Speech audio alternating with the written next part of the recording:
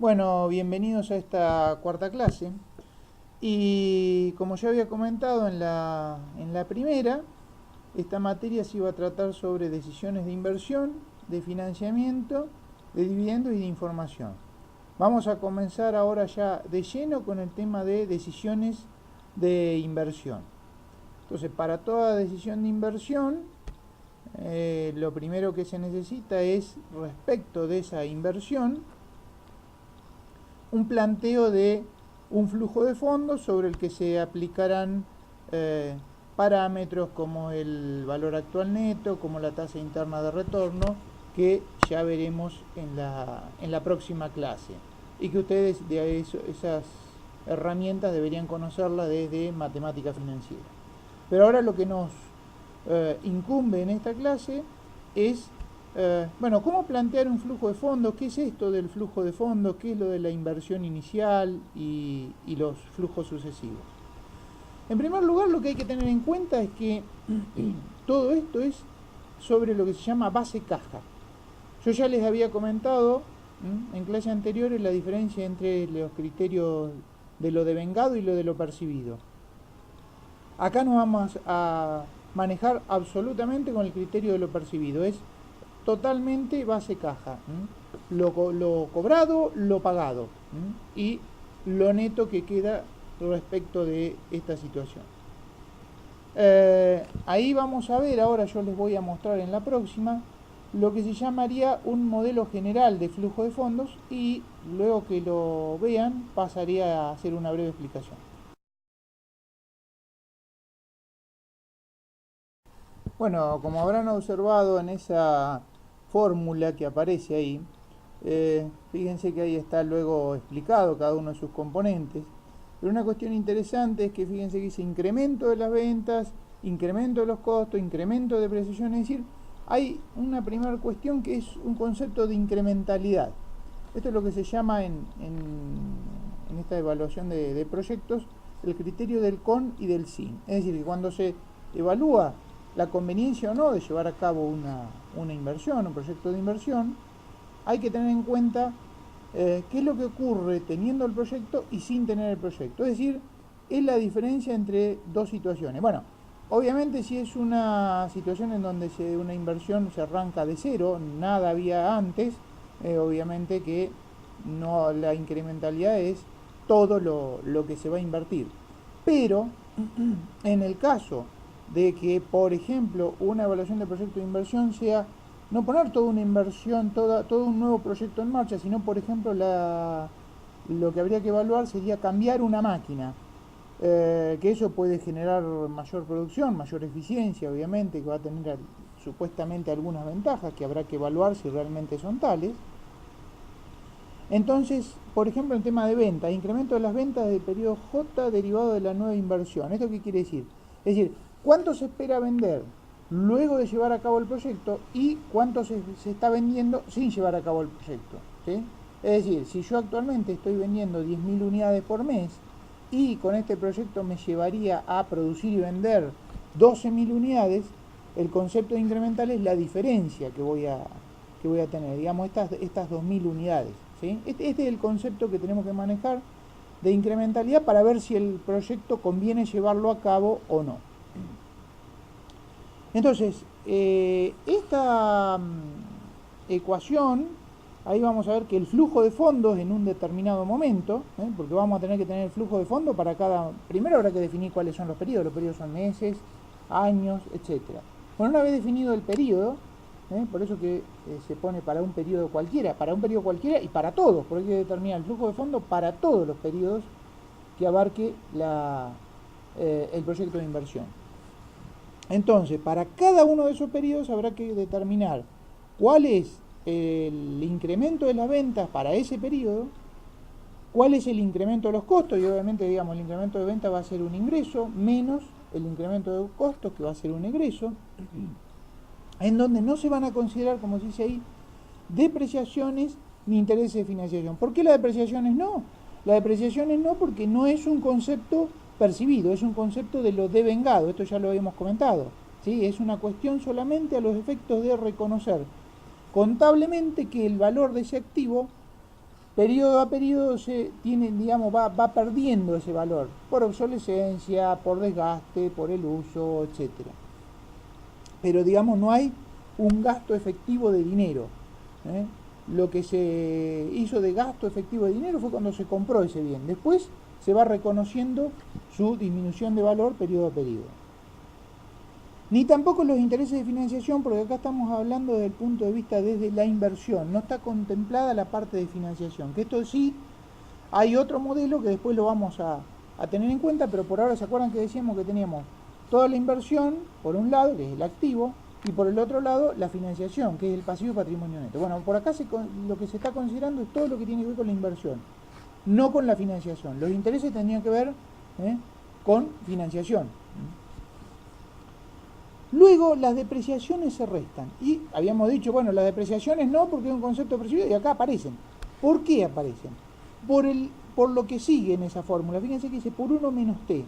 ¿Qué es ese T? Es la tasa de impuesto a las ganancias. Es decir, ese flujo de fondo luego de impuesto a las ganancias, porque también hay que pagar impuesto a las ganancias. Entonces, las depreciaciones, si bien no es un concepto percibido, pero sí es un concepto que la ley de impuesto a las ganancias permite deducirlo a los efectos de determinar la base imponible para determinar lo que se debe pagar. Como acá lo que nos interesa es ver lo que se va a pagar de impuesto a las ganancias, tengo que considerar restar las depreciaciones a los efectos de determinar el impuesto a las ganancias, pero después hay que anularlo esto, que quede perfectamente claro. O sea, no es un flujo de fondo la depreciación. Se resta al solo efecto de determinar la base imponible de impuesto a la ganancia, que el impuesto a la ganancia sí es un flujo de fondo. Por eso que después van a ver que se suman las depreciaciones. ¿Por qué se suma? Porque al sumarlo, eliminó el efecto. Primero lo resté, calculé el impuesto a las ganancias y sumo la depreciación a los efectos de que el efecto sea neutro. Y solamente queda el impuesto a la ganancia. Luego, ¿qué se va a sumar? Se va a sumar el valor residual de la inversión. ¿Qué es esto? Bueno, cuando termina el proyecto, al terminar el proyecto, en realidad siempre la inversión inicial, por ejemplo, las maquinarias, algún valor tienen, algún valor aunque sea de chatarra, ese valor se vende al valor que sea en el mercado y eso es como un recupero de fondos. Y luego de impuesto a la ganancia también. ¿Por qué? Porque en definitiva es una venta. Si bien la empresa no se dedica a vender bienes de uso, sino que vende bienes de cambio, pero en ese momento que vende ese bien de uso puede tener un efecto de ganancia o de pérdida en función de el valor residual de ese bien de uso. ¿Qué es el valor residual? El valor de origen menos las depreciaciones acumuladas me da el valor residual. Luego, si yo compré algo, por ejemplo, en 10.000 y tiene amortizaciones o depreciaciones, mejor dicho, acumuladas por un total de 9.000, me queda un valor residual de 1.000. Si yo ese bien lo vendo en 1.100, voy a tener una ganancia de 100 pesos. Si lo vendo en 900, voy a tener una pérdida de 100. Y eso tiene un efecto en impuesto a la ganancia, porque si tuve una ganancia de 100 pesos, voy a tener que pagar ganancias sobre esos 100 pesos. Y luego, finalmente, se resta lo que es inversión que se hay que realizar en cada uno de esos periodos. Normalmente la inversión es solamente en el periodo 0, o sea, al inicio, pero podría haber inversiones en periodos subsiguientes, como por ejemplo puede ser el tema de capital de trabajo. Digamos, no hay que pensar en la inversión solamente en términos de activos fijos. El capital de trabajo también es parte de la inversión. El hecho de que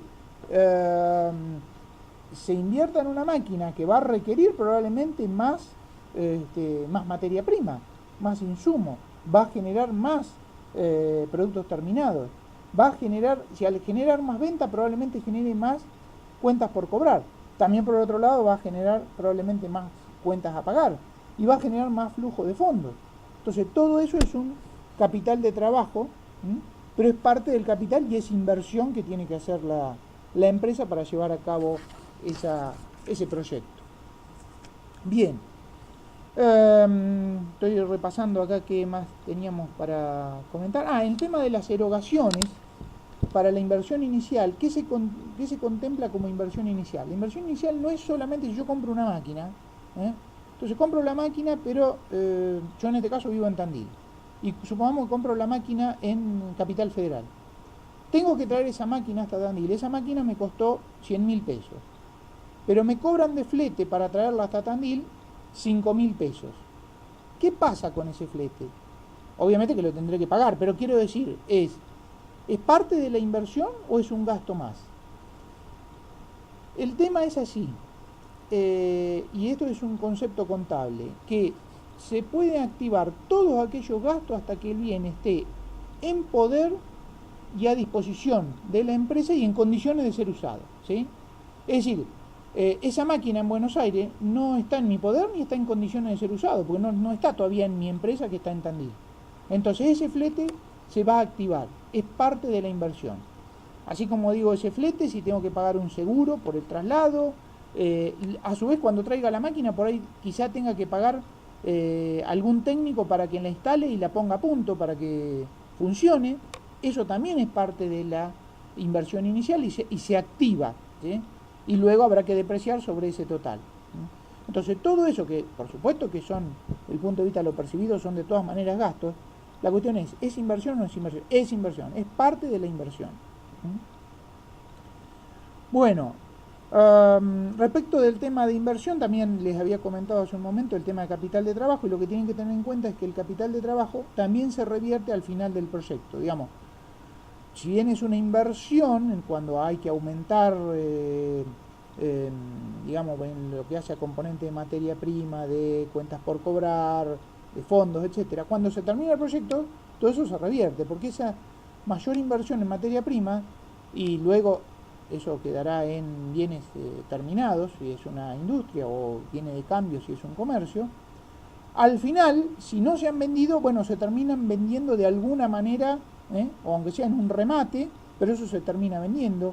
Las cuentas por cobrar se terminan cobrando y los fondos, bueno, quedarán para el propietario. Digamos, todo eso se termina revirtiendo y lo que fue en su momento inversión, bueno, al final terminan teniendo el signo contrario. El otro punto es el tema de los costos hundidos. ¿Qué es esto de los costos hundidos? Bueno, los que hayan cursado contabilidad deben conocer que costos hundidos es aquel costo que ya está, que ya existe, se haga o no se haga el proyecto. Por ejemplo, si yo hago una investigación de mercado para ver si ese proyecto vale la pena llevarlo a cabo o no, ese costo de investigación de mercado, digamos, se efectiviza ese gasto en la investigación de mercado, independientemente de que después el proyecto se lleve a cabo o no, porque esa investigación de mercado puede terminar diciendo, bueno, no conviene llevar a cabo el proyecto. Y esos fondos los tuve que gastar igual. No es que los gastos si el proyecto se lleva a cabo y si no se lleva a cabo o no. La investigación de mercado hay que pagarla. Hay un técnico que me va a cobrar para llevar, o una empresa que me va a cobrar para llevar a cabo esa investigación de mercado. Bueno, hay que pagarlo. Entonces, esos costos, digamos, no son parte de la inversión porque se tuvieron que hacer de todos modos. No corresponde ser tenidos en cuenta. Y luego un último punto respecto a inversión son los costos de oportunidad.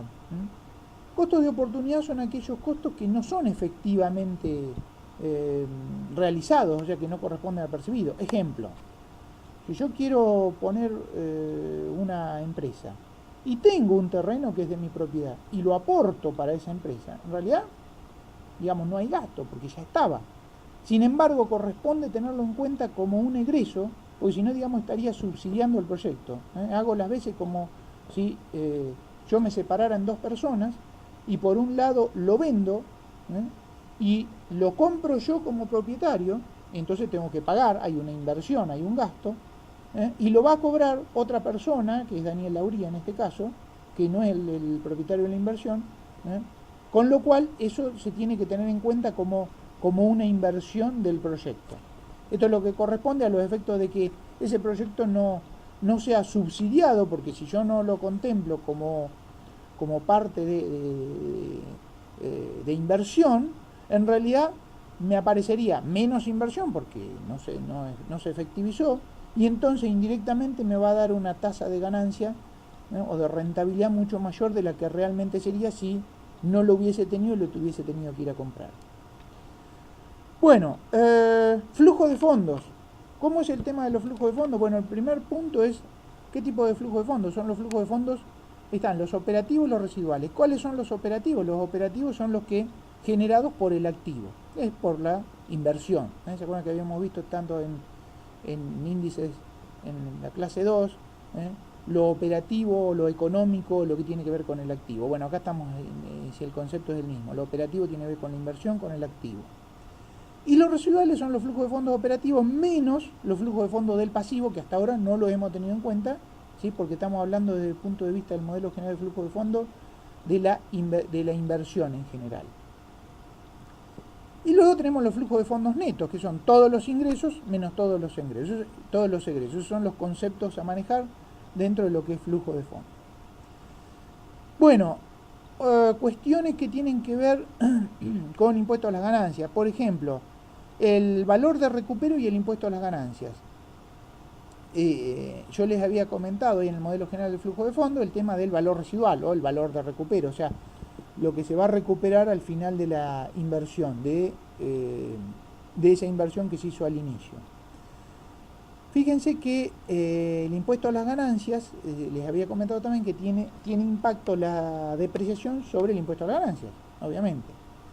Ahora, ¿qué ocurre?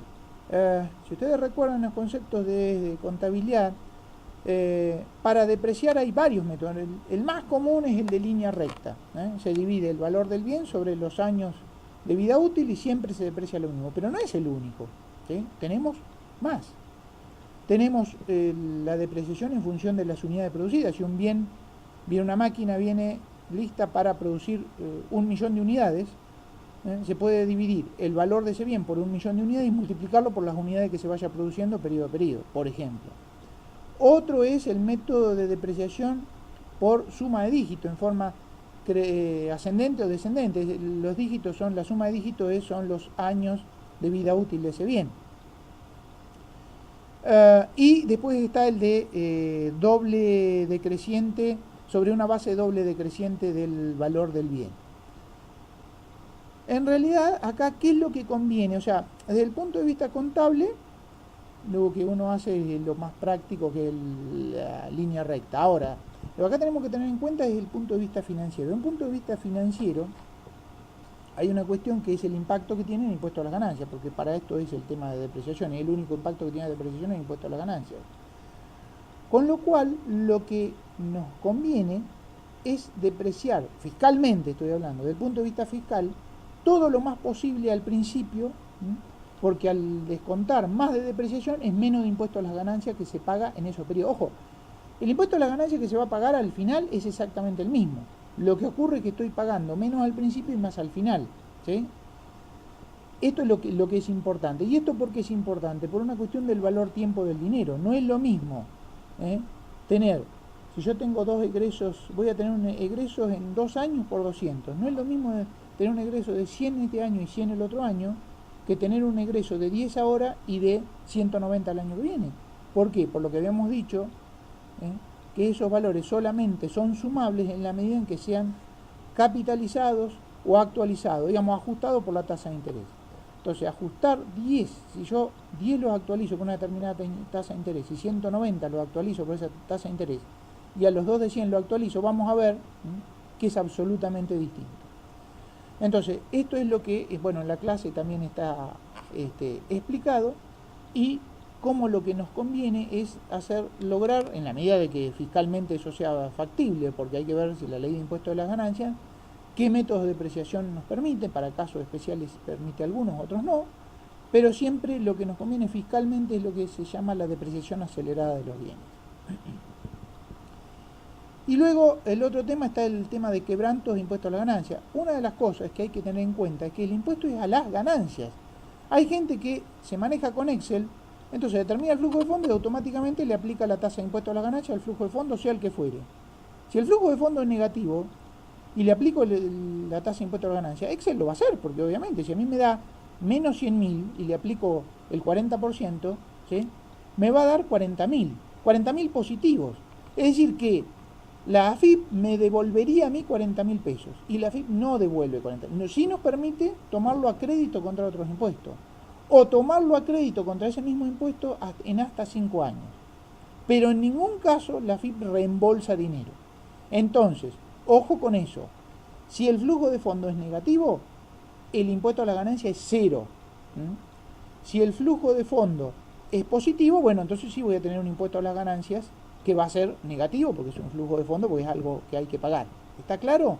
Y lo que ocurre es que cuando voy acumulando saldos, cuando tengo un saldo negativo, voy a ir luego descontándolo con los saldos positivos. Cuando tengo un saldo positivo, no es que necesariamente tenga en el próximo periodo que pagar impuestos a las ganancias. Voy a ver, porque tal vez todavía el saldo negativo que tenía me cubre las ganancias de este periodo. Hasta que no se consuma ese saldo negativo, no voy a pagar impuestos a las ganancias. Por lo menos hasta 5 años. Pasados esos 5 años no cubrí el saldo, bueno, se pierde. Y finalmente les voy a mostrar en la próxima diapositiva lo que sería el modelo del flujo de fondos para el accionista. Bueno, en la diapositiva que tenían recientemente en pantalla, hay básicamente 3 diferencias con el modelo general de flujo de fondos. Aparecen los intereses, aparece la parte de capital de la deuda que se paga y el tema de la inversión es distinta. Es decir, ¿qué se considera? Habíamos dicho, esto es el flujo de fondo residual, que era el flujo de fondo operativo, todo lo mismo, pero ahora ¿qué se tiene en cuenta? También se restan los intereses antes de impuesto a la ganancia, porque también como es un gasto que es deducible para impuesto a la ganancia, está antes de impuesto a la ganancia y por eso va por 1 menos la tasa de impuesto a la ganancia. La parte de capital no es deducible impuesto a la ganancia, lo que es deducible es el gasto. La parte de capital no es un gasto, es un reembolso del capital que en su momento yo recibí y que lo tengo que devolver. O sea que ahí no hay ni ganancia ni pérdida. El resultado está en los intereses que pago. ¿Está claro? Pero sí tengo que restar la parte de capital que se paga de ese préstamo porque son fondos menos que hay en ese proyecto. Y en la inversión ahora lo que se tiene en cuenta es solamente la parte de los fondos propios invertidos en ese proyecto, porque la parte de fondos, porque digamos, para cubrir la inversión estaban los fondos de terceros, que lo que se toma en cuenta es la devolución de la deuda por la parte de capital y la parte de resultados en los intereses. Bueno, espero que todo esto haya sido claro y como siempre, en cualquier caso, me escriben. Será hasta la próxima clase.